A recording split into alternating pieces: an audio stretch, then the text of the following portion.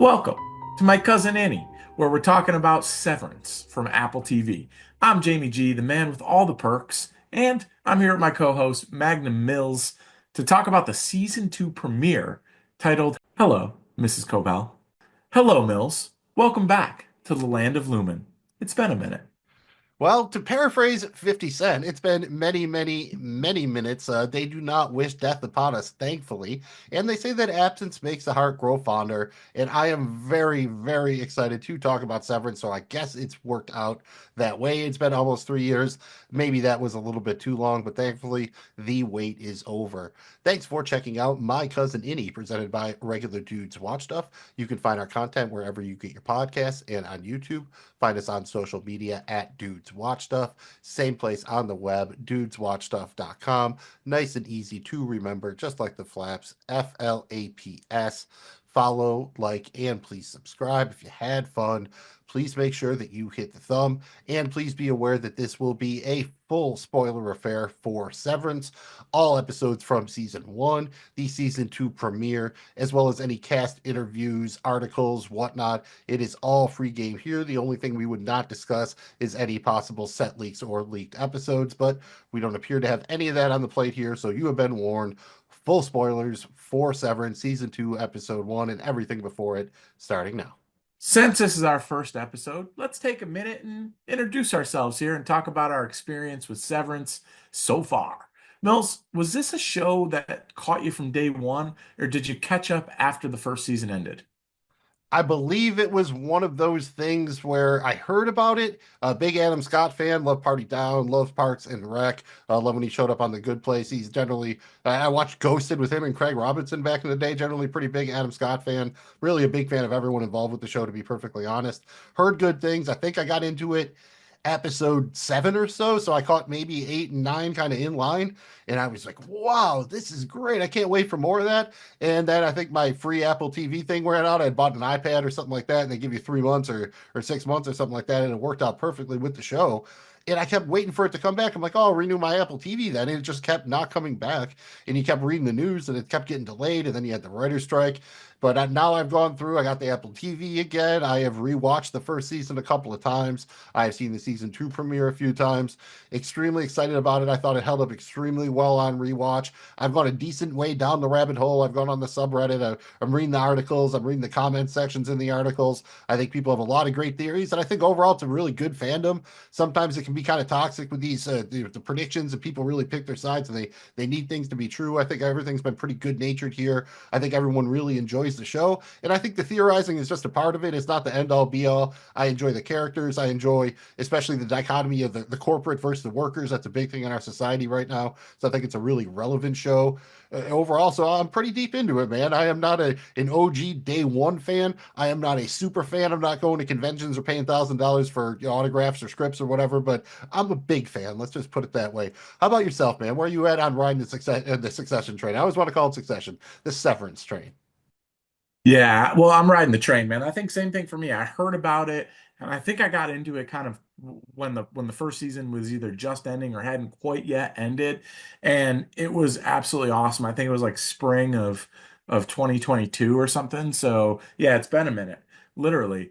But I remember watching the show and being so just blown away with like, wow, this is such a crazy concept. One where, we live in a world where we're talking about putting a Neuralink in our brain by the end of this year or next. It seems relevant as even though it's so far-fetched, but there's also, like you said, some deeper kind of innie battles, if you will, with corporate versus the man, so to speak, and others. So really enjoyed it. As I started to get into it, I fell in love with the characters. I just thought it was the perfect balance of humor also with the serious kind of suspenseful thriller that it shaped out to be. So thought season 1 was fantastic. Could not wait to see season 2. Unfortunately, we live in a world now where it's just like normalized to take 2 years to put out another thing.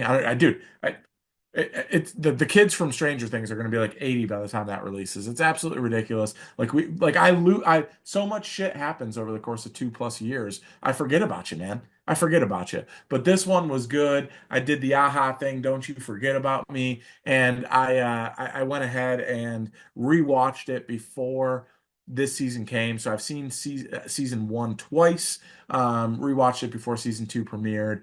Love that they're doing this 1 week at a time, one episode at a time. I think that just adds to it and allows us to kind of dissect it, allows all of us to listen to different podcasts, including this one, and talk about it, man, and have fun with some of the theories because there's a lot of stuff that could potentially go. So big fan, not like a diehard. I'm not getting like a tattoo or creating like calling myself Mark S on the side or anything like that. But I definitely really like the show and can't wait to take in season two and talk about it each week here.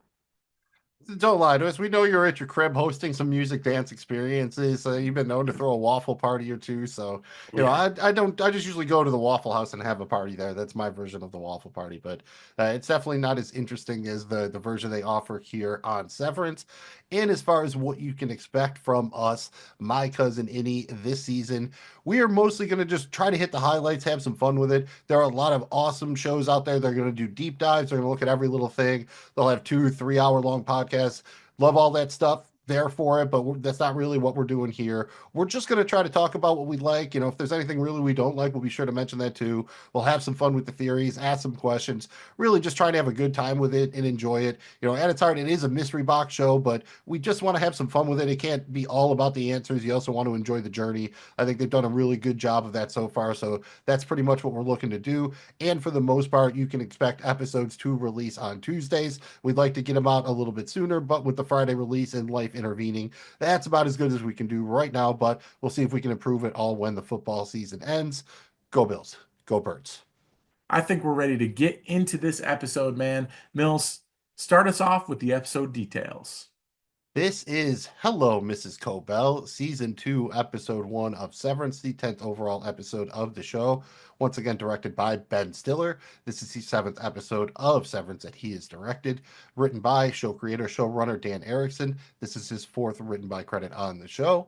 We have some new faces popping up in the cast here, including Sarah Bach as Miss Huang, Bob Balaban as Mark W., Alia Shawkat as Gwendolyn Y., Stefano Carinante as Dario R., Adam Jessman as Man in Hallway, Sarah Sherman as the voice of the Water Tower, and in an uncredited role, Keanu Reeves as the animated Lumen Administrative Building. Yes, I did not see that coming, and that is a tongue twister. The short plot synopsis is Mark returns to work under different circumstances. Secrets from the outie world come to light.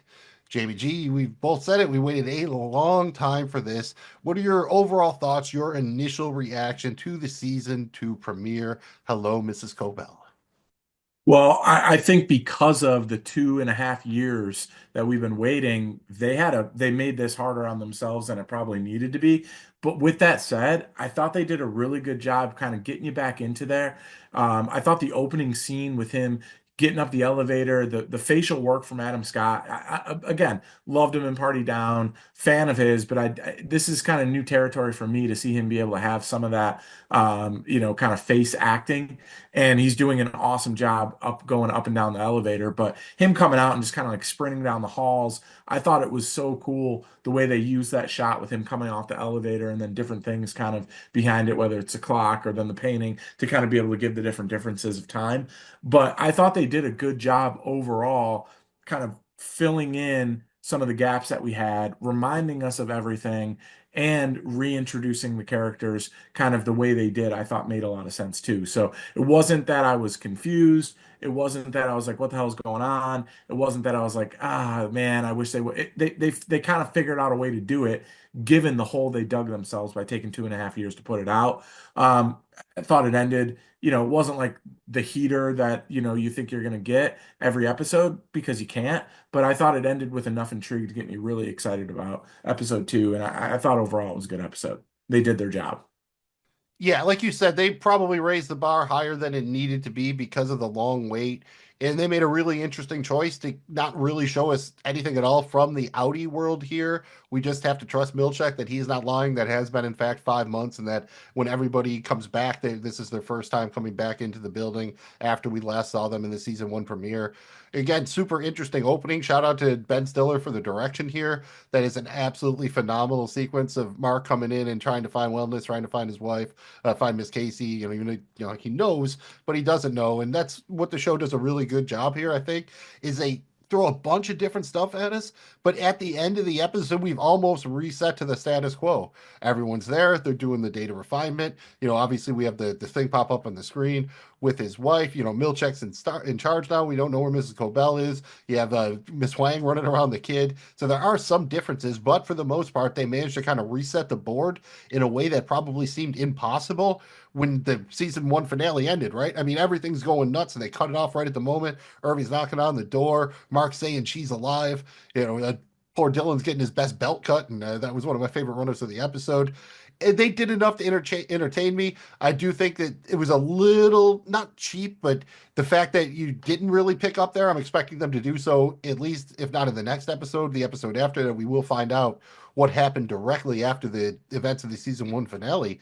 But not getting any of those answers here, it didn't really bother me, but it was just like, all right, this was a reset episode. It was a very good job of doing that. We're right back where we were. That's what season finales are sometimes, right? They break the world, they offer all that crazy stuff to get you excited. And then the premiere kind of has to be like, yeah, we can't quite do that yet. We're going to have to reset the board a little bit and then work on it as we go along throughout the season. And I'm excited for that. I don't want them to break the whole format of the show and have to do something completely different, but I don't want it to be the same either. And I think this offered an intriguing look at the way they're going to balance that. So very excited about it. I thought, despite the high degree of difficulty, they executed it pretty well. Yeah, and to your point, it's okay because after 2.5 years, I think we needed a reset more than anything else. But they brought it back to kind of picked it up where it was, but kind of filled in some of the gaps and left enough intrigue for us to speculate. So, job well done on them. Let's kind of dive in here at the beginning and focus on the things we want to talk about the most. Do you like how they brought us into the episode after being gone for so long? I mean, I think we both do, given on how we responded to our overall thoughts. But do you believe it's been 5 months in the show? In Showtime, like actually 5 months since the season one finale, or do you think maybe Milchek's pulling a trick up his sleeve here? I don't know. That feels like it would be about right. I mean, I guess just because it's been so long, you feel like you have to bump it up a little bit just to everyone looks a little bit older, maybe. But I honestly didn't notice that. It could go either way. I'm just inclined to think anyone from Lumen is just lying all the time. So my instinct is no, but why would he? I guess it really depends unless there's some reason for it. I can't figure out what that actually would be. But yeah, you mentioned it. I think the opening wound up working really well. I mean, you don't really get any dialogue for the first couple minutes here. They pull out Burning Coal by Les McCann, which has been used definitely in movies and television before, but it's just got such good movement to it. And then the way Stiller moves the camera, and you just see how frantic Mark keeps getting. I thought it brought you into the season well. And they give you then, the little bit of the info dump, but they're also mixing the gags in. Do you think there's anything to be made of the thing with Mark's face on the balloons? I just thought that was interesting, but he kept bringing him back and he wanted him to have it, and now they're like, oh, you're not being monitored or anything like that. I couldn't figure out if the balloons are just like, that feels like how like an artificial intelligence would like try to make a human who's been through this feel better, right? Like, here are some balloons. Children like balloons. You're a human. All children are humans or whatever. And just Right. again, there's always like a little bit of a robotic kind of quality to everyone from Lumen. And I think that's just, a bit of a commentary on just corporate culture in general nowadays. I think that's just kind of what it looks like. Outside of the opening itself with Mark running around, anything else kind of there until we get into Milchek's office where he kind of gives them the little bit of the info dump here. Obviously, he goes to wellness. It's not there anymore. I don't think that was really a big surprise. And I guess 5 months is enough time to cover all that up, right? So if it has only been 5 months, I guess it all tracks. Yeah, I guess it does. Just a couple of things. The way this was shot, shout out to Ben Stiller, didn't really, we know him from kind of his acting roles, not necessarily the directing role. This was awesome. I love the running down the hallways. And actually, I picked up a couple new things that I don't remember. There was like a room that was like purple and it looked like there was TVs in there. I don't remember that. And it just kind of allowed you to remember just how huge this floor is. It seems endless in some ways. And so I think that was really cool to kind of like get in there and just get a quick run around and see it, right? The other thing with the balloons. Enjoy your balloons. Yeah, there's something to that, I think. But one of the coolest things, and I know this comes a little bit later, is when he just lets him go, and you have these all white everything, and then just this deep blue balloon up there as he walks away. Just such a cool shot. And I don't know if that's the big thing with it or not, but dude, it was awesome. But I really enjoyed this. I thought this was one of the better scenes of the episode in terms of just like the way it was shot, in terms of him running around and just taking a view of the floor, dude. Because again, it's been 2.5 minutes, Yeah, crazy two and a half way years. to, yeah, crazy choice overall to do it that way, but I think it really wound up working. And the one thing I will say is if you're going to have a Severance watch party for the finale this season and do it properly, you're going to have those marked balloons, right? You're going to have those at your Severance party, or it's not a Severance party. I think at this point, the balloons are going to have to be there. Do you like the fact that they made it in Innie's only affair here? We never leave the severed floor. We go into the elevator, but that's it. We are in the severed floor, on the severed floor the entire time. Again, a little bit of a bold choice considering the events of the season one finale. Did you like that? Did I mean obviously you want to know what the heck's going on in the Audi world, right? As much intrigue as there was for the innies, there's equally, if not more, intrigue for the Audis and how that's going to play out here. So I thought it was cool because, for one, I don't know that I could have handled both just because it had been so long and I needed to kind of ease back into this world and really get a grip on what's what here because of that. So I actually think, in a weird way, it worked out well and was the right choice. What about when Mark meets with Milchek? Do you like the Milchek getting a bump up here? I guess he is now the new Mrs. Cobel, even though the computer screen doesn't agree. Do you like that, and do you think it will stick?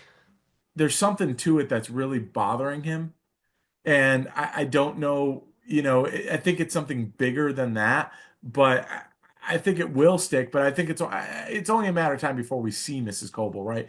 Cobble, but maybe it's in the Audi world instead of the Innie world. But she's showing up, right? Yeah, we saw her in the trailer. Her name is in the next episode title here, so I think it's a fair bet to say that we will see Patricia Arquette as Mrs. Cobell again. But I think it's fine because it probably would have been overstuffed. If you wanted to do a both sides affair, you probably would have gotten in one of those premiere episodes that runs an hour and 10 minutes or something like that. I like him making the choice there. I do think that there is something to the fact that the computer welcome screen hasn't been changed.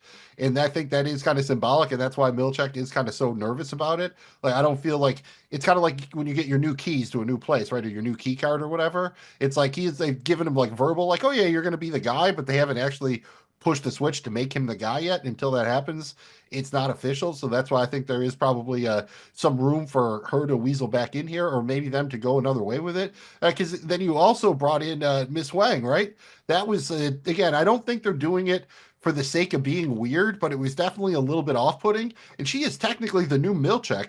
Like, do you think she can keep people in line? Milchek never didn't get too physically threatening, but he always kind of had that aura of danger, like exactly how Mac wants to be in Always Sunny, like how he thinks he's cultivating that aura of danger. Milchek always had it, right? Like he was always low-key menacing, even if he wasn't being outright threatening.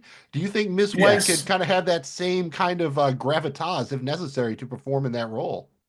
Certainly tried with some of the stare downs and some of her, strange kind of, comments and just showing up and just kind of surprising you. But at the end of the day, she's a child. And so that makes it difficult. That's a really interesting choice. I'm somewhat concerned about it. I'm really hoping it pays off. It's like, well, why are you a child? I know that was the big joke in this episode. We'll get to it, but it's a legitimate question. I don't know that she'll be able to do it like Milchek did, but I think they're going to try to do it in her own way, which I won't say is like a totally like a here comes Johnny, where's Johnny type thing with Jack Nicholson or anything. But I do think that she has this presence that's weird. She can be quiet and sneaky, and she gives this strange stare down. So there is that, and that's somewhat intimidating. And I think just because these guys are now questioning everything that's happening in there, it might be enough to kind of keep them in check. Yeah, just enough level of weirdness here, right? The way she does try to be stern with Mark when she's like, "Oh no, I'm not your friend," but then at the end you see her bust out the little ring game she's playing.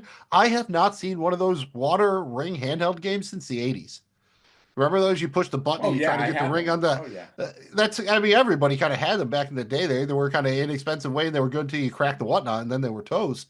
But that's just a weird. It's kind of the moment she got to be the most childlike, and maybe they can play it that way. The other way would be to go way over the top, like a Go-Go and Kill Bill, basically. And it doesn't seem like she is going to be kind of that physical threat. Even Milchek was really never like a physical threat. He was just like, all right, I'm gonna take you to the break room or whatever, and no one really ever tried to fight him too much. I mean, Dylan even got a pretty good form tackle in on him. So that's But the Milch. the rules were set though, and they were afraid of the rules. You know, like that Right. was a big thing in season one. It took so much for them to get to the point where they're willing to do something differently and get upstairs and all that with how season one ended. That was a big deal for all of them because they were all so like, I can't do anything to mess this up because they were scared. They didn't want to be, you know, they don't want to be locked in the room or left alone, all that kind of stuff. So there's something to that. It's weird because I think it's still there, but it's different. You saw Mark get a little rebellious though in this episode and kind of push the boundaries a little bit. So it'll be interesting to see if that's a telltale sign for things to come, or if they'll fall back in line with kind of this the fear, if you will, that was so prevalent in season one. Yeah, I guess they just started thinking about it, right? Because for them, if they get fired, they die. Like the innie only exists on that severed floor theoretically. You know, you have the overtime protocol or whatever. But for the most part, I mean, that's even when Irving's trying to leave. Dylan tells him, like, you're not just leaving. You know what it means. Like, you're dead. Like, you're not coming back. You're just going to be your outie. Like, you're in her, you know, your innie might exist somewhere within the chip in your brain, but you're not going to be conscious again. And that's basically death. And there's a lot of that. I mean, that's the ultimate threat, right? I mean, that's the corporate dream, right? Like, if we fire you, your life is literally over. So Yeah. literally work for peanuts. I mean, that's unfortunately, you don't want to be going that route, but this is one very interesting about the show is the capability to provide that kind of commentary. And it's even more relevant now, I think, than it was when it premiered. So just a kind of good sense maybe of where the world is going here. How about the new team? Obviously, we know Chakra from she's been in many things. The Old Man recently, obviously from Arrested Development back in the day, Search Party, and I recognize the older guy in here too, Mark W. He's been in a couple things. And shout out to Italian dude Dario, just for being named Dario. I'm a big fan of Dario Saric, a former Sixers process member back in the day. Did you like the new team, and do you want to see them again? I did and I do. I thought it was such an interesting mix with, you know, obviously our friend Maybe shows up from Arrested Development, but the old man, Mark W, was great. And then I love the Italian dude. I thought it was such a like similar but different. It created like this alternative universe reality type thing that I was a fan of.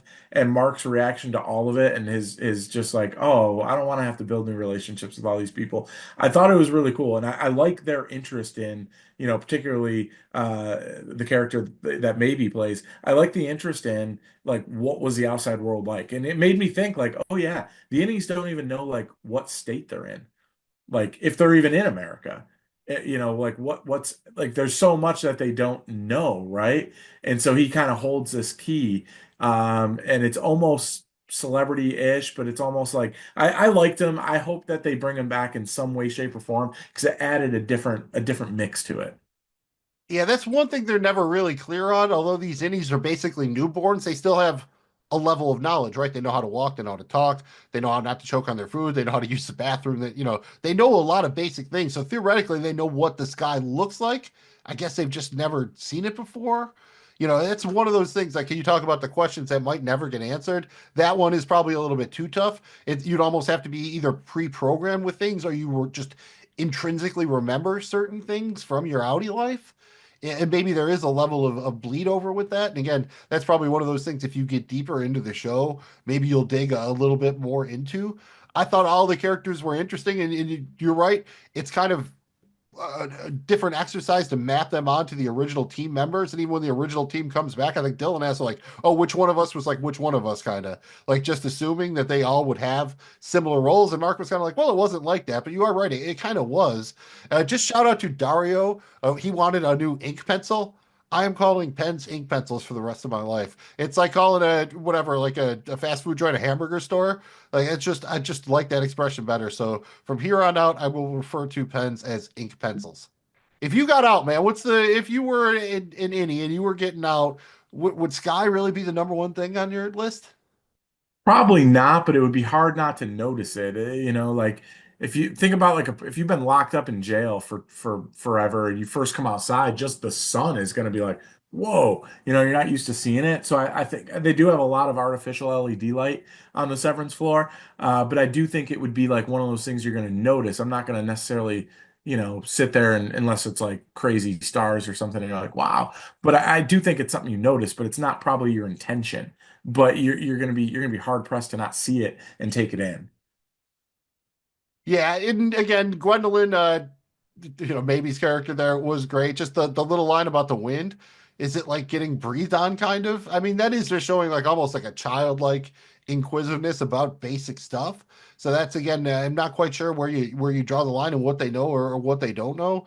But I thought overall the actors did a good job. I am interested in both seeing them come back, but also even knowing a little bit more about the backstory. Apparently, Mark and Gwendolyn had worked together at the previous branch. It was like 5X or something like that, I believe. And then Dario had some crazy stories. He talked about the branch he worked at being so poor that they didn't have an elevator, they had a rope. How could you be that poor and still have the severance technology?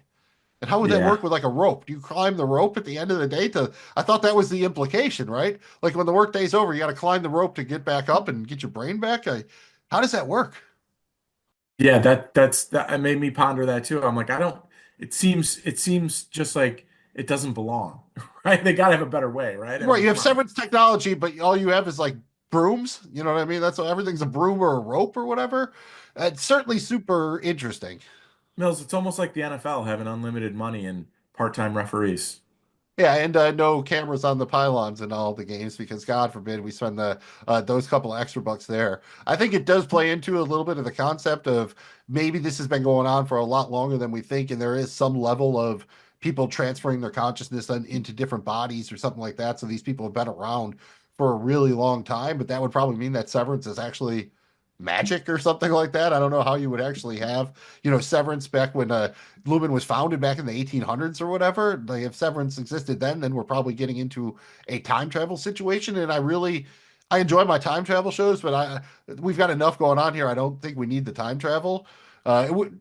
I just thought Mark's Quiet Rebellion was pretty great, right? The scene with him in the kitchenette where they all do the little red ball thing, and he's trying to rebel, and then he does the note and sneaks it onto Mark W's jacket there. Even after Mark W kind of says a real nice thing to him, like, "Oh, I'm sorry you lost your team or whatever," and Mark's like, "Yeah, screw it, I'm still going through with it." Just to show you, Yes. like you said, like he's willing to take those chances now. He's pretty much hardcore rebelling. I was actually interested when he said the thing about the kitchenette. I didn't quite get it, the first time. I'm like, "Oh, I want to see what he did to it too," and then he just takes off, and I'm like, "Oh, I just fell for the banana in the tailpipe." Yep. Well, and it's funny when Milicek runs in there and he realizes he too fell for the banana in the tailpipe. Yeah, you got to be careful. That's how they are doing it that days. I mean, everything about the note was great. We will probably touch on that when we go to our award tour. Anything else with the new group? Like, why do you think they existed? I know we could get deep into this. Milchek said one thing, but it's pretty interesting, right? That there's none of the old team. Mark says one thing into the speaker, and then all of a sudden they replace them all. It just feels like there's got to be a little bit more going on here. It does, but I don't know if it was to try to give the illusion of 5 months, or really validate that it's been 5 months, and they had to kind of have somebody's got to put the numbers in the thing, right? But I wish I could have saw them do some work to see if they were doing the same type of work. I know it's in the same room. I know but it's one of those things where, to me, it spoke more to either validating or given the perception of the time schedule there of 5 months. Especially interesting because Mark W said that he thought he was retiring.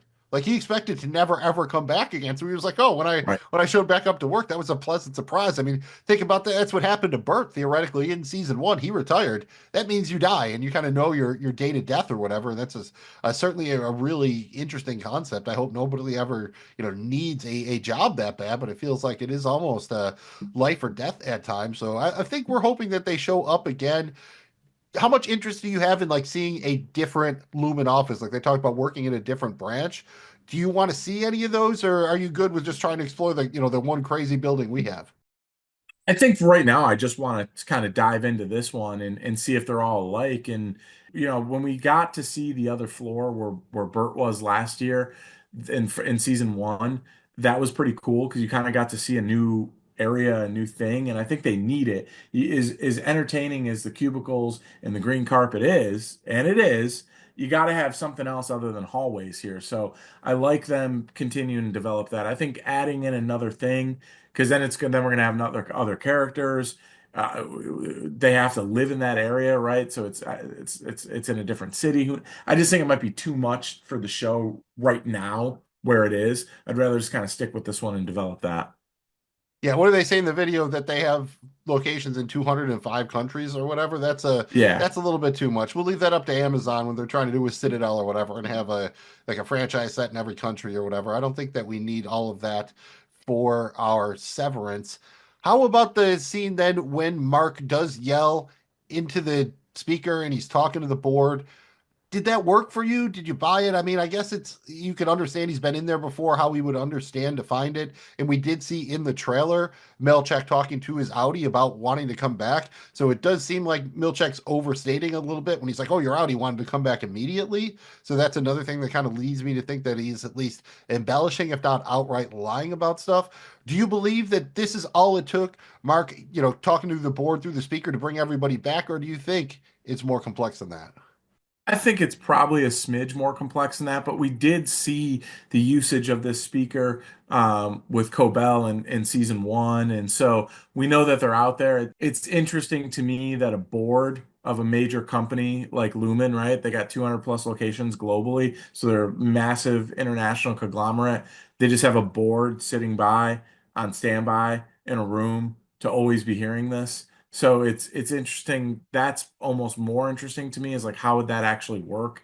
Because in the corporate setting, sure, all these publicly traded companies and some privately held companies still have a board, but they're not sitting around 24/7 or every single workday you know, giving their advice or making decisions or staying abreast and easily connected to this by this one speaker. So, and it also gives the illusion that they're in the same building. So to me, it's more about that. I do believe somebody's out there listening because we saw that in season one, but just logistically how that would work is where I start spiraling into, theories and well, what the hell could that mean kind of thing. I almost think there's zero chance that the board is actually a group of 8 human beings sitting in a room. I think there's almost no chance of that. I think that answer will be somewhat more complex than that. My brain wants to go through it is some sort of AI or something like that. It could be other personalities or innies. I mean, that's one thing Milchek does say very clearly is the board doesn't talk to innies. Like that's you talk about rules. That one sounds like a hard and fast rule. Yet they appear to heed what Mark asked. Maybe it is a public relations thing. Maybe it's not. Maybe there is more to it. But then after that, a little bit, then he goes in the elevator. He asks if he's being fired. That's kind of a crazy moment. We get to stay with him in the elevator. You kind of like the crazy eye thing, and then you come back out, and then boom, everyone else, the rest of the old team starts popping out. I thought they played that really well. It seemed very obvious. At least Dylan and Irv were both coming from right where they were at the end of the finale. Dylan's yelling about his belt. Irv's knocking on the door, yelling for Bert. So I think that tracks Helly. It's not as clear. Remember, she was kind of in the middle of a speech when the episode ended. It didn't. I don't know. To me, it didn't seem as clear that she came out in that last moment as much as the other two did. Any thoughts on kind of the initial reteaming or regrouping of the big core group here? I thought the little suspense drama of her showing up last obviously worked. He was looking for her. Mark wanted her to be there. Didn't want to leave without her. Was going to, but was in between. So I thought that worked well. I found it most interesting that she chose to lie. We never really heard, two things with this. One, we never got to hear on camera Dylan explain seeing his kid and whatnot. And two, and that's interesting because Milchek brings him aside and shows him the big plan, right? To be able to have a benefit that maybe no one else has because he's the one with families and everyone else is single, right? And he never and we also never heard him say that before that. So that was one. And then two, the fact that she was the only one that chose to lie. So, a couple of big things there for me with kind of the big reveal and kind of getting them back together. Logistically, I thought it worked. It's interesting that they all work the same shift. It's interesting that he showed up once or twice first and they weren't there. Surprising to me that it just took that one day. We don't know how much, actually, we don't know how much time went in between him kind of calling the board and coming back. I think that's one little thing with the writing where they can kind of get a little bit of a yada yada yada it where you don't really know and then kind of go there. And that's okay. That's a liberty maybe a show this complex needs. I like to know the dates on things, but at least I can kind of sell myself on, well, we don't really know because he only knows when he goes there, right? So, but th those were kind of the biggest things for me. Obviously, it was different because the painting was up. So something changed. So it gave the indication that maybe more time went by than we thought. And Mark even says 5 months, maybe more. So he's admitting the fact that who knows? Maybe he was fired or temporarily put on, suspended and then brought back. My thing is, I want to know how they reach out to the Audis to let them know they're due back to report to work. Because they're themselves until they walk in the elevator, so they have to willingly walk in the building. Remember that's in season one. Like, well, why am I? How do I know I want to be here? It's like, oh, because your Audi made a choice to be here. They didn't have to Right. come back theoretically. So I guess that's kind of the argument behind it. For the most part, all of it works for me. It makes sense that Dylan is still kind of pissed, because Milchek was trying to get him out of the room there. Irv is still kind of heartbroken. And Helly, again, it's just so interesting because she definitely got the worst news. I couldn't tell. I was trying to decide if she actually had other time or something else happen. Wouldn't she have come up with a little bit better of a lie? I guess that's the one argument for her kind of coming right out of it. She talks to like a night gardener or something like that. That's pretty random, right? Even Irv's like, so he was gardening at night. It was not the best job of lying right there. I think he was on to her, and I think Mark picked up on it too, but didn't want to dive into it. Just decided to kind of keep going around the room. But yeah, I think I think Irv knew what was up and knew she wasn't telling the truth, and I think that is going to be something that comes back around one way or another. Well, it has to be. I mean, that was definitely one of the most interesting twists. That was right up there with, Miss Casey being Mark's wife still alive. The fact that she is an Egan, that she is basically the enemy.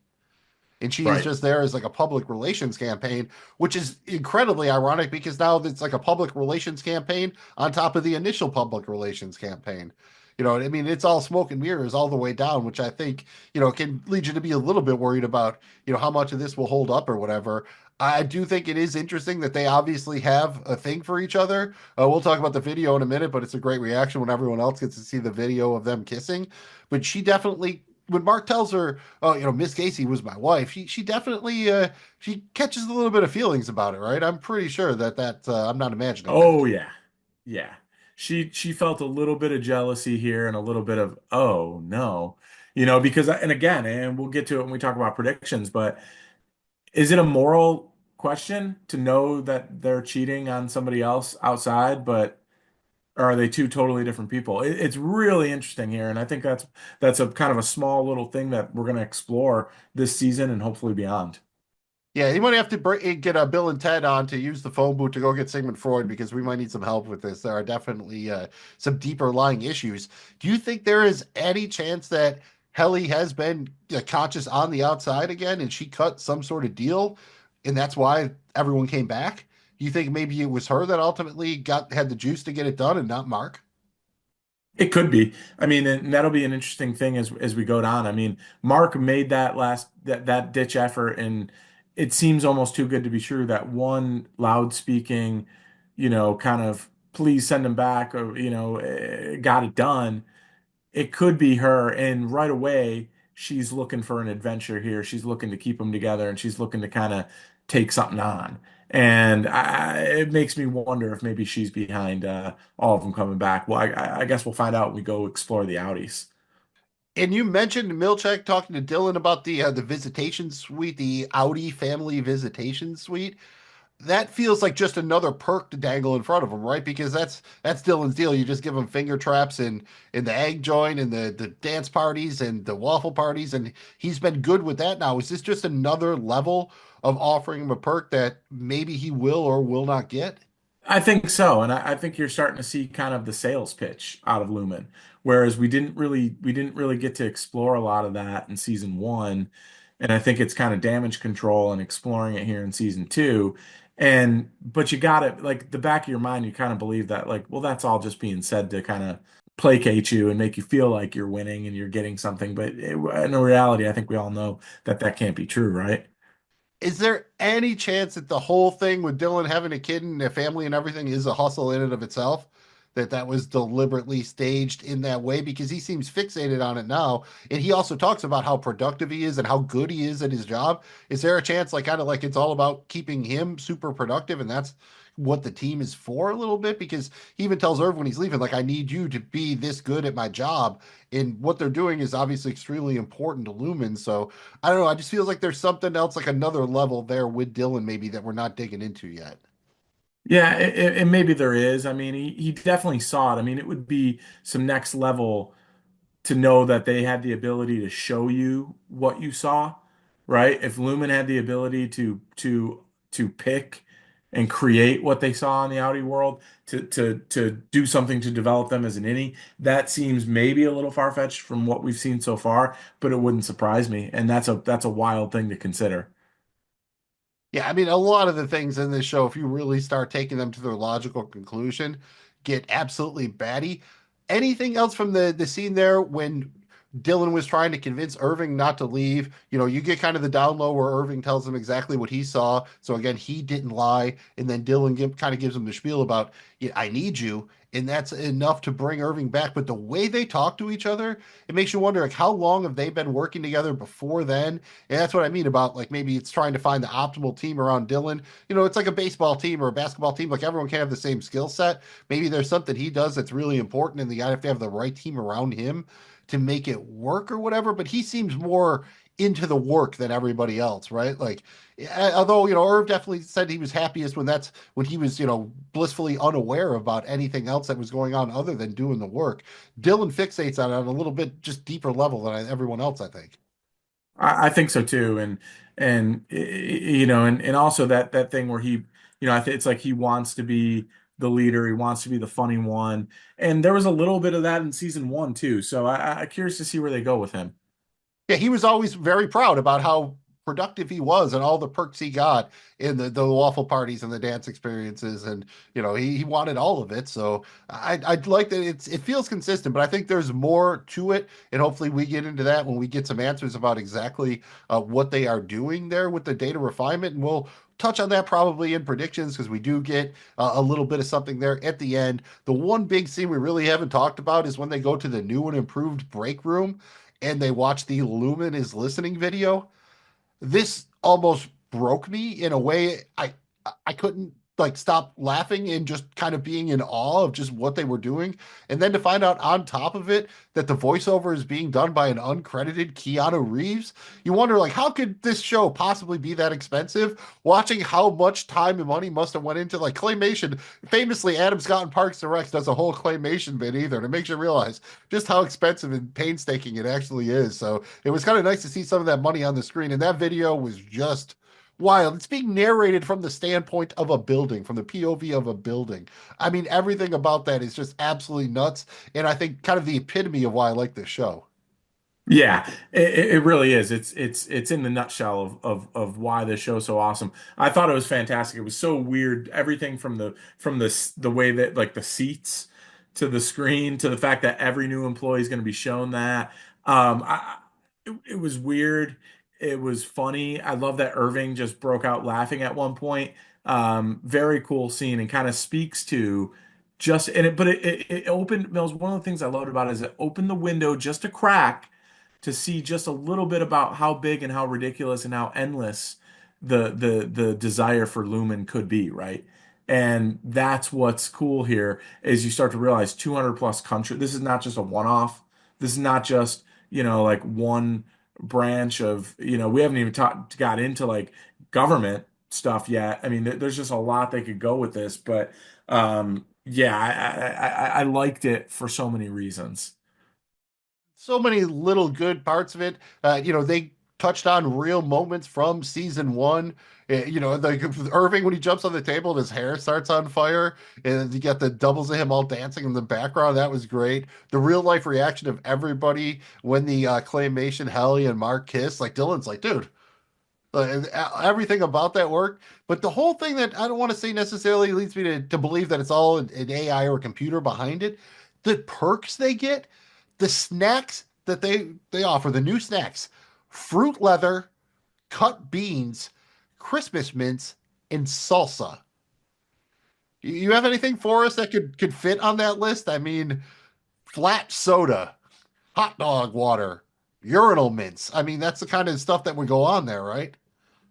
Yeah, I mean none of that like you ever have fruit leather, dude? It's not the tastiest thing in the world, but also it speaks to you. You look at some of the things that like Google and some of these huge corporations are doing, and they're trying to make you healthier and stay there 24 hours a day, right? And putting in daycares, putting in housing, doing all sorts of stuff so you never leave and you're that much more productive. This kind of reminded me of some of that. Are you saying new employers are trying to be the Hotel California? Because once you check in, you can never leave. That's what it sounds like. Even the incentives, hall passes. Okay, that sounds good. The other two, pineapple bobbing, and the brand new playful mirror room, which literally seemed like a horror house. So I guess 1 out of 3 ain't bad. Bro, you ever try, dude, you just touch the outside of a pineapple. It's Pineapple. sharp and uncomfortable. You don't really don't want to bite into inside, yes. Nothing. I love pineapple juice. Inside of pineapple, yeah. Outside of pineapple, no. No. That is more kind of off-putting or weird than Miss Wang being a child. Like who would and they the animation of it, the character being so happy, getting bobbing from the pineapple, that is just so weird and over the top. I'm totally there Right. for it, and even the visuals from the mirror room. I mean, all of that just absolutely over the top. But I enjoyed it definitely. You know, we're not quite to our favorite scenes or moments of the episode yet, but everything about that video, and then at the end, you know, they all get together and they have the little powwow and they start talking about what really happened on the outside. That's especially great because they're like, oh, you know, well, Milchick said that, you know, they're not watching us or taping us anymore. And Mark's like, yeah, you know, they're lying. And it's like, all right, so we'll just whisper. Like, that'll do it. We'll just whisper real soft. That'll cover it. They have technology to sever us, but yeah, whispering will work. Maybe can you turn on the water? That'll turn on the sink. That'll help. That'll stop the recordings. They need one of those the voice mufflers that Oh, from like Scream or whatever. Elliot Alderson uses all the time. They need one of Oh, those. yeah, that's Shout out yeah, Mr. shout out Mr. Robot. Robot. Mr. Robot, dude. Shout out that. And I will say I did try to do the real zoom in on the newspaper. We saw it in the trailer, so nothing new there. I just want to point out a couple of fun facts. If you really look at that newspaper that's heavily redacted, it says that Rickon delivered the benediction at their big celebration. So apparently this has also propelled him forward a little bit. And if you look at the other two articles in the paper, one is about the recycling of plastic waste. Could be a nothing burger, but it's just one of those things. This is a show that does everything very deliberately, so you kind of want to pay attention. And then there was also an article about the Baird Creek Bandit, which I don't think will come to anything, but that is just a phenomenal name for something. Was definitely in the running to be the title of the podcast. So shout out to the Baird Creek Bandit. Yes, it was. Mills, did you get it? Anything else that showed up there? Anything that gave away any other clues in the newspaper? It was so heavily redacted, you couldn't tell much. It was from about a week after the events of the season one finale, theoretically, the way it was described. Other than that, you really couldn't get too much from it, other than it was basically exactly what Milchek was telling Mark. Yeah. But again, if you look at it heavily redacted here, you're talking like 2/3 of it was just completely blacked out. So you got to make do with what you can here. But shout out the show. I remember loving doing stuff on Lost when they had the blast door map. So this goes back a long time. I know the showrunner, show creators, a big fan of Lost back in the day. So I feel like these kind of things are Easter eggs that are put in there just for the fans that are crazy enough to pause, take a screenshot of it, and look at it for 30 minutes trying to figure out what's going on. Shout out to you guys. You are the real MVP. I think that just about does it here for the episode discussion. Let's get into our award tour for Hello, Mrs. Cobel. We'll start off with something fun, our favorite alternative titles for the episode. Mills, this was a good one, but can we do better here? We probably could. It really hurt me not to work more Milchek stuff in here, but we have three. We will start with number three, and we're just going to crib from the title of the video. Lumen is listening. I think that would have been a perfectly fine overall title for the episode. And number two, I'm going to go with Irving's little line with Irving there. I was your favorite perk. Just go with your favorite perk because this is as fans of Severance, right? This is our favorite perk. We're finally getting the show back. And to that end, number one feels fairly obvious. Been a minute. I think if they would have titled that, no one would have even blinked. Looking at what they did, I think this is designed to be kind of a bookend episode with the second episode based on the titles. But I think "Been a Minute" also would have been incredibly fitting. So those are the three. Lumen is listening. Your favorite perk, "Been a Minute." I think all pretty good, but "Hello, Mrs. Cobel" works just as well. Yeah, one that's not on the list there that I thought would have been all right was "Enjoy Your Balloons." I think that would have been Oh, I interesting as like that one. well. That's a good one too. Yeah, because it plays into kind of being a party. We're getting a new episode. That's a good one too. I like that one. Enjoy your balloons. Next stop on the award tour is our favorite quotes straight from the mouth of Milchek. Mills, which quote has taken home the trophy for you this week? It's funny. I was very tempted to go with something from Emil Check, but I got to see yours first, and you went with the one I was going to go with. We've talked about a couple. I'm going to sneak another one into my favorite scene. So I'm actually going to go with a quote from Dylan when he's talking to Mark, kind of just when he's recapping what happened to him. And they had a whole new team. Cobel just replaced us? No. Cobel's gone. Milchik's in charge. So the man who just tackled me and cut up my best belt is our boss now? Fuck. Wait, he tackled you? Yeah, bad. Which, I mean, fair, I tackled the man first, but I didn't fuck with his belt. Dylan just he gets such weird things. I mean, remember at the end of last season, Milchek's trying to bribe him with a coffee koozie, and he thinks about it. Like he's got all this stuff going on, and he's willing to almost give it all up for a coffee koozie. But he is fixated on the quality of this belt. It makes me wonder if this belt was a previous perk or something like that. I mean, isn't it his Audi's belt? Isn't his Audi getting the one dressed every day? Why does he care so much about this belt? These are the kind of questions I have. But that was my favorite quote. Jamie G, you're going with one of them from our man Milkshake. What do you got? Yeah, Mr. Milkshake here, dude. Well, I'm going with Milchek when he said, We also know Miss Cobell was at your sister's home when you awoke there. Yeah. Why was that? We believe she developed an erotic fixation on you and had plans to pursue both you and your outie in what might be termed a throuple. What? Thankfully, she failed at this.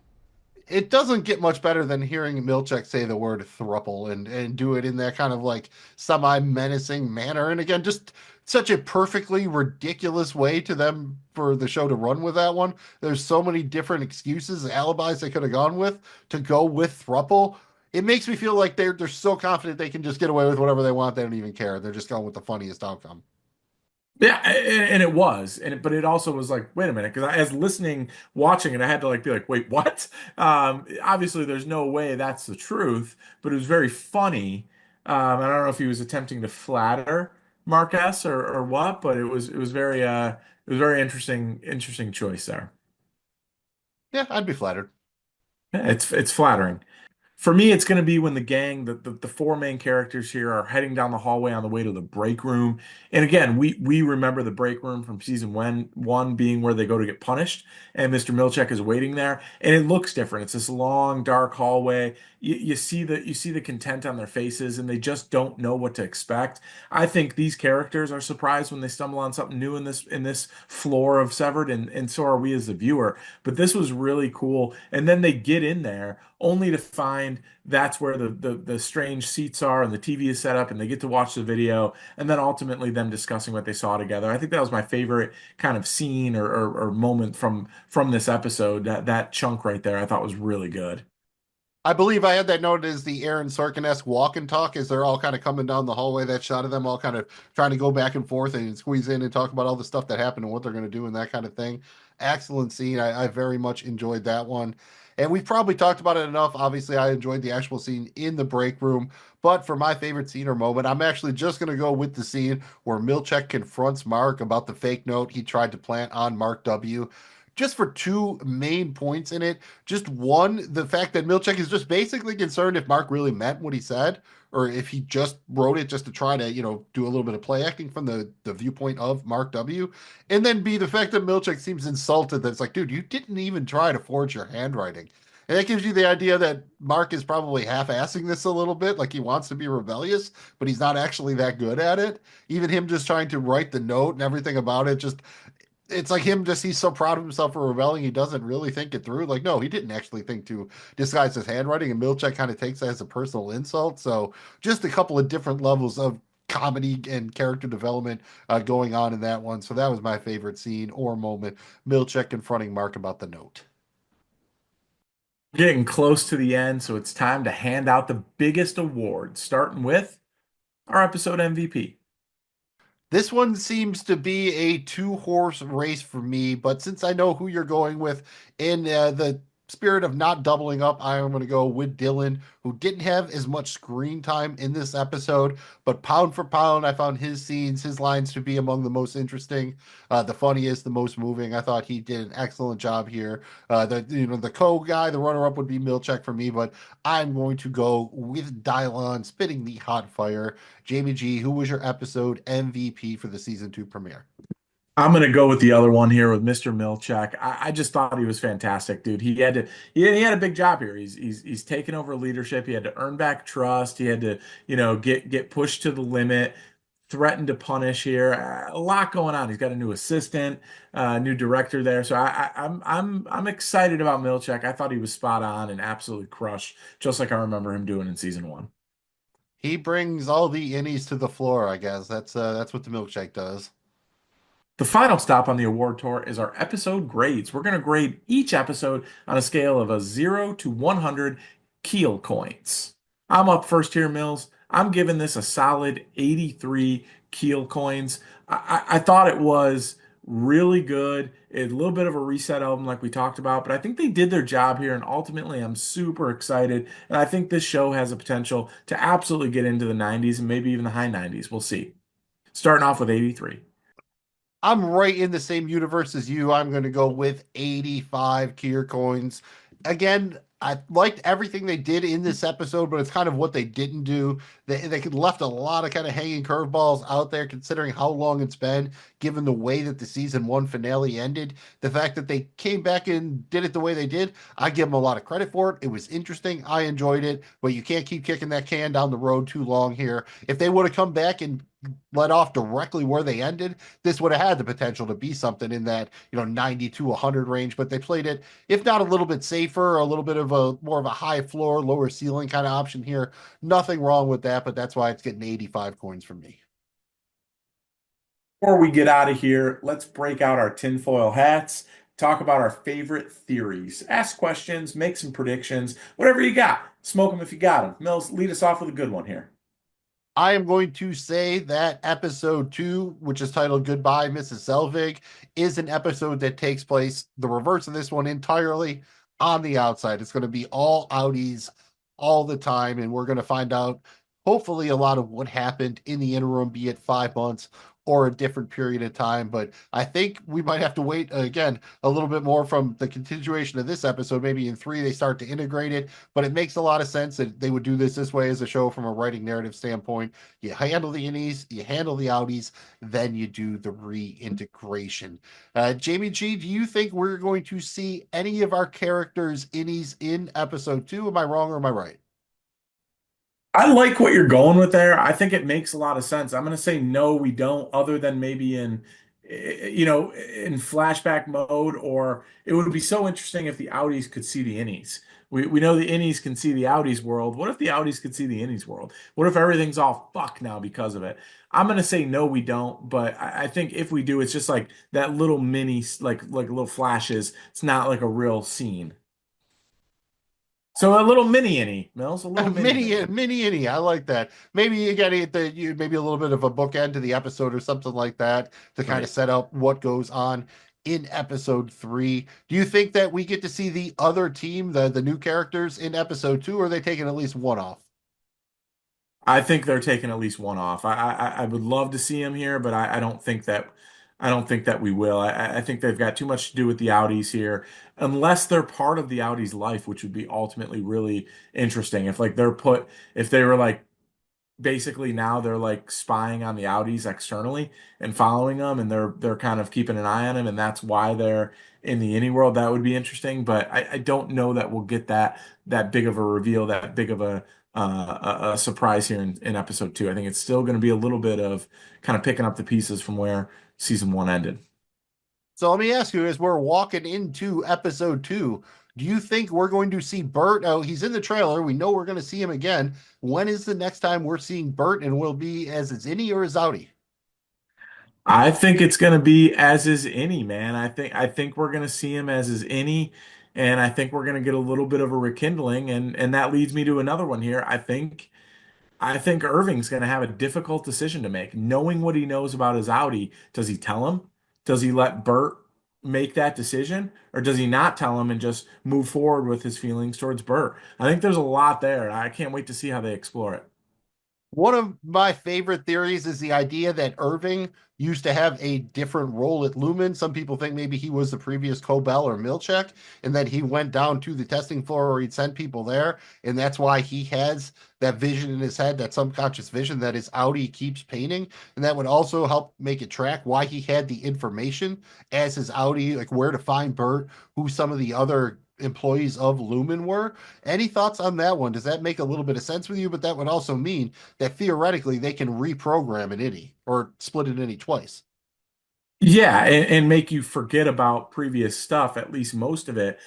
We haven't seen that type of technology yet, but again, you're dealing with this is basically Evil Corp for lack of a better word.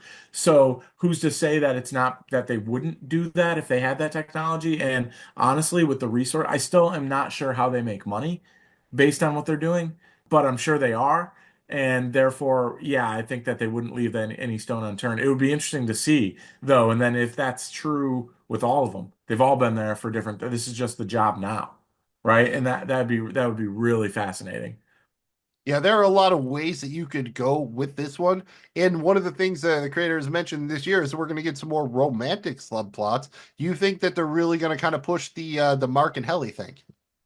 I think so, and I think there's going to be a little bit of a moral decision to be made, mostly with Mark. We kind of already saw how Helly feels about it, right? Like we don't know them shit. She hates her Audi, right? Her Innie hates her Audi now that she knows. But I don't know that Mark and everyone else feels that same way. So it'll be interesting to see how Mark handles that, right? And but I definitely think we're going to get there, and I think we're going to see that moral compass be pushed and be decided. And I think the same thing is true with Burton and Irv. And who knows? We'll see if we meet Dylan's wife, right? And how does that work? So I definitely think there's some areas to play with there. When you said Bert and Irving, it just made me realize how close that sounds to Bert and Ernie. So I don't know if that was ever intended or not, but I did never picked up on that till this moment. One other popular theory making the rounds is that Helly's Audi was, it was kind of implied that she had a drinking problem in the season 1 finale, what we saw. And there's a theory going around that she was driving drunk and she caused the accident that theoretically killed Mark's wife, and that'll be like another big twist coming to it, and that might explain kind of some of the deep-seated hatred she has for her Audi. Does that something sound like something that could be plausible to you? Yes. What a way to tie that together. We already kind of saw the little bit of jealousy and just like, oh, you're married? Yeah, is she beautiful? Like that kind of thing. Like, so it would be really compelling to add to that and beef that up with oh, well, I'm actually the one that killed her. Do you still love me? Right? Really interesting there. Really interesting. Yeah, that's pretty heavily into the realm of prestige TV there. I will say I'm very happy about the lack of incest so far. Apple TV, Yeah, that is, I like a lot of what HBO does, but you're doing a good job of avoiding that, so keep that up. please. Any major questions you want answered next episode? I think obviously from the title, I'm going to say I want to know why Mrs. Cobell isn't there, what exactly happened to her, and learn some more about what happened in the 5 months or whatever time frame it is. What's one big question you'd like to see answered next episode? Yeah, for that obviously that's a huge one. But then the other thing is now that the Mark S. Audi has seen her, does that change anything with how with how the Audi interacts, right? And like what's going on? Why was the brother-in-law, the book so prominent? What's the connection there? And do we get some answers? Does the brother-in-law know something that we don't? He seemed just like this, you know, self-focused, odd, eclectic type, right? That felt better than Marquez in many ways because he was severed. Do we get any more detail on that? But the irony, of course, be if he winds up being some kind of severed personality. And I hope they don't go too far down that well where you start finding out, like, everyone is severed or something like that. That might be Right. a bridge too far.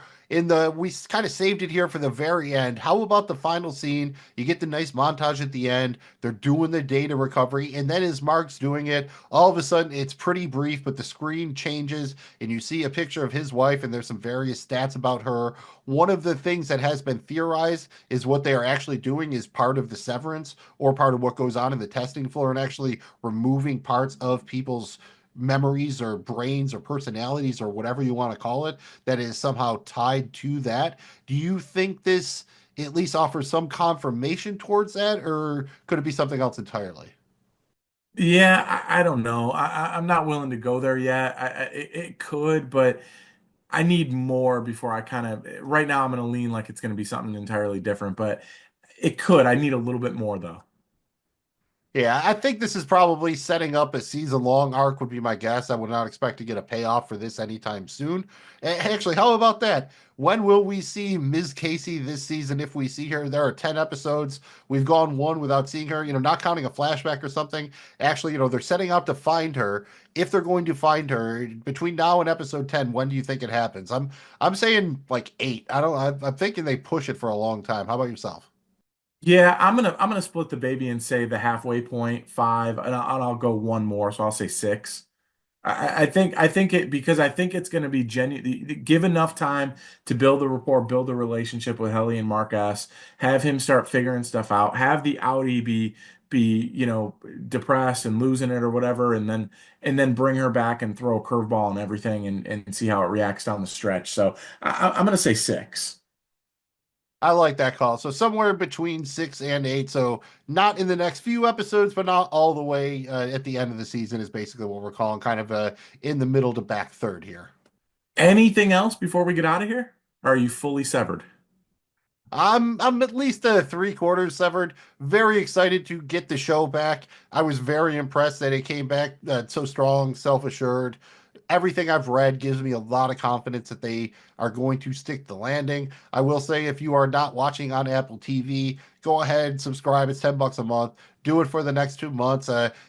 Season 2 of Silo was great. I'm not all the way through it, but very good so far. Season 4 of Mythic Quest is coming out. A lot of good stuff there. So support the creators. It sounds like they're all expecting to get season 3. It has not yet been officially picked up. So wouldn't hurt to get a couple extra subscribers, a couple extra eyeballs on it. Make sure we get season 3, season 4. My guess is I don't think this one runs much past 3, 4. Final prediction, Jamie G. How many seasons do we get of Severance? I think 4 max, but I'm going to guess 3.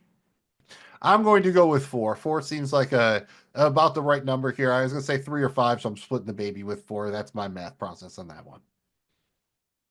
Thanks for checking out this episode of My Cousin Innie. We love Severance, love talking about it, love having you with us. Appreciate you being here. Throw the thumb and subscribe if you haven't yet. And let us know your top theories and predictions. We love this stuff. Let us know and we'll shout them out maybe on the next episode. Keep talking about it as we go into our prediction part. Best way to do it is drop a comment below or get at us on our social medias. You can sever yourself right into these DMs. Mills will let you know where you can find our stuff. Please be careful with severing yourself at home. We are not responsible for any results of what happens if you choose to do so. But thank you for choosing to check out My Cousin Innie, presented by Regular Dudes Watch Stuff. You can find our content wherever you get your podcasts and on YouTube. You can find us on social media at Dudes Watch Stuff and find us on the web at dudeswatchstuff.com. Nice and easy to remember, just like the flaps, FLAPS. Follow, like, and please subscribe. If you had fun, please make sure that you hit the thumb. I'm Magna Mills. He's Jamie G. Thanks for checking out the show. We're going to have that interview with our cousin sooner or later. But until then, we'll see you next time the elevator door opens.